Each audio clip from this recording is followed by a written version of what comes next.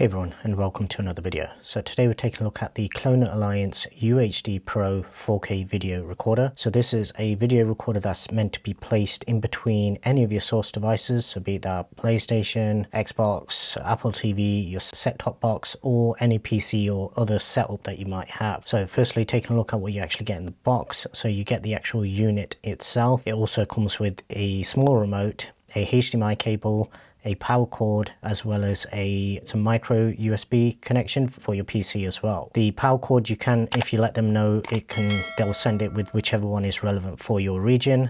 And the remote does not come with batteries, but it's just two AAA batteries that you need for it. The remote does work purely off IR, so wherever you place this, make sure it's not next to any other devices that use IR, otherwise you can be controlling other things in the background as well. In terms of the remote, it's quite simple to use. There's very few functions that you can actually use for the most part, aside from if you want to actually use it for playback whilst it's connected to your display. Everything else is literally just going to be the display, the menu, which is basic, we'll take a look at that a little later, and the actual main record and display buttons. Those is just to check to make sure that the recording settings that you wanted are relevant for when you actually start recording. As you can see at the back of the remote, you just have two AAA batteries. Taking a look at the actual unit itself, so on the front you do have some manual buttons if you did want to control it manually rather than using the remote. These basically just mirror everything else. I have tried the line in for the microphone rather than using a external microphone, and it's very quiet. So I would suggest if you're recording audio, then go with a different source or just record externally and sync up afterwards. What I did find was, having communicated with them, that it is only able to record stereo audio. Anything above stereo audio, and it's not going to be able to do it. And as far as the resolutions go, it can record anything up to 4K 30. If your device is set at 4K 30, then most of the time it'll record at 4K 25 or 4K 24. If it's set at 4K 60, then it will drop down automatically and record at 1080p 60 rather than recording at 4K 30 or anything like that. So we'll try and match the frame rate and then drop down on resolution rather than dropping down the frame rate and keeping 4K resolution. On the back of the box, you just have a line in and a line out for your HDMI.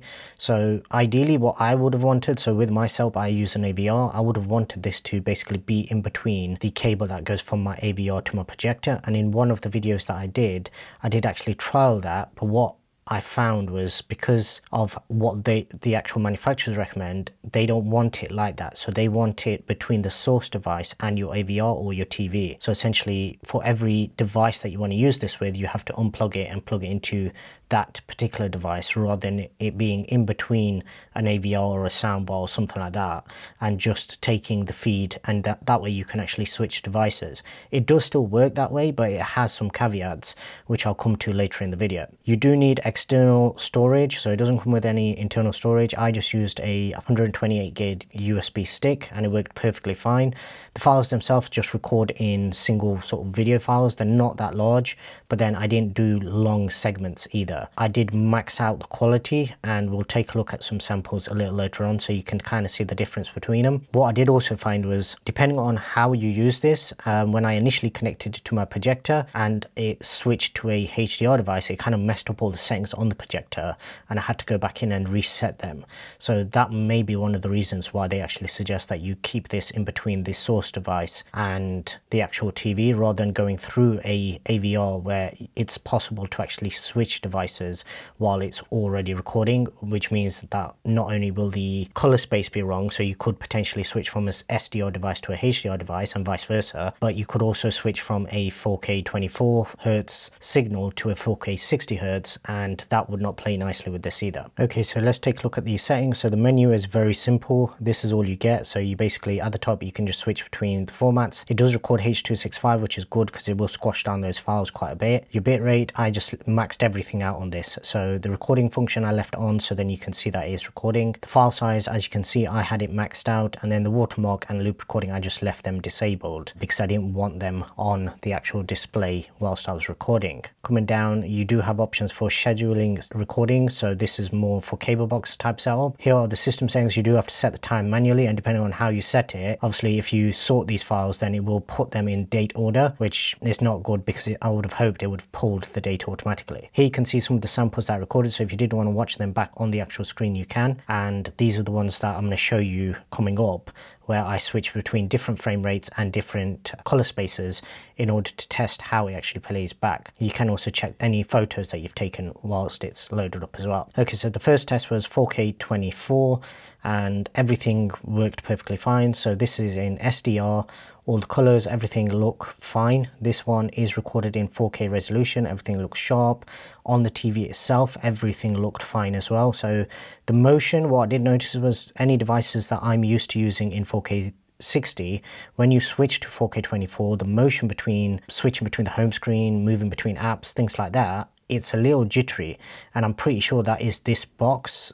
There's a slight lag in the box, but in terms of the recorded image, you're probably not seeing it in the way that I was seeing it on the device. It's worse on some of the Android units that I've tested, or even on the Apple TV I did also notice it as well. We'll take a look at a quick sort of little trailer for this dark matter, just to give you an idea in terms of how it plays back, and this is the sort of quality that you're going to get. So I'm not sure if this trailer itself plays back in 4K, but as you can see, it looks crisp, and I've used the same trailer in the next two segments to give you an idea of how it plays back as well.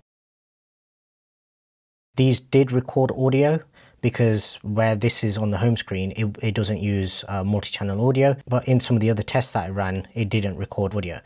So this is now switched to HDR, so it's still 4K 24, but it's just switched to HDR, and as you can see, it cannot handle HDR video or HDR signal, so it's not intended for HDR recording. Everything still works, it will still play back, but as you can see, all the colors are washed out.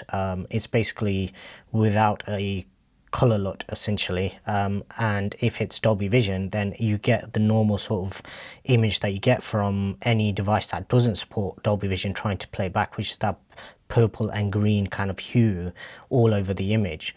So don't use this for HDR, it's not capable of recording that format. So for SDR, it will work from 1080p all the way up to 4K 30 just fine. As you can see, even the home screen is washed out as well. Okay, now switching to 4K 60, and this recording resolution is now 1080p 60. So as you can see, the motion and everything is a lot smoother. The way it switches, the usage is a lot faster, a lot smoother, basically what I'm used to using with the Apple TV, but the quality is a little bit of a drop down. Whether or not you will notice that is debatable, but if you have the option of recording 4K 24, 4K 30 and the content is only at that frame rate, then obviously do that. If you are trying to record something like gaming or something like that, just be aware that you can use it in 4K 60, but it will still only record in 1080p 60, and it does all automatically. You can't go in and manually choose what resolution it selects. It automatically selects the highest resolution it's capable of pulling for that particular type of content. As I say, this did record audio, but because I don't want any copyright strikes, I've chose to not include that as I'm doing a voiceover anyway. Finally, coming to the actual website, you can see they have various other models. Some of these will perform slightly differently in terms of what they're capable of recording and all that kind of stuff. On this page, it'll give you the full breakdown in terms of what it supports, how you should connect it, and all the different features it's capable of. Obviously, it's not intended just for what I'm using it for, but it has been very useful for me for some of my recent Superbox and Android TV Box test review videos that I've produced, where rather than me having to record a screen and you guys trying to figure out what the quality is like, this way I can record the actual source material straight from the box, and it just gives me more flexibility. It's a tool that is intended to be used in a specific way, and as long as your use case and that match up, then this can be quite a useful tool for anybody out there. For gaming, I'm not 100% sure whether this is the best, unless you're not bothered about dropping down to the 1080p 60. Because most people, if you're gaming, then you're going to want it above that 4K 30 resolution. You're going to want 4K 60 at least. If you're not bothered about the recorded image being 1080p 60, then that's still perfectly fine. Links, as always, will be in the description below. If you do have any questions, drop them in the comment section and I'll do my best to answer them. I do have contact with the actual manufacturers, so any issues, I can go back to them if need be. If you did find this video useful, I'd appreciate if you can give this video a thumbs up, and also don't forget to subscribe and turn on notifications, as I do have lots more videos coming, so that way you won't miss out. And finally, thanks very much for watching.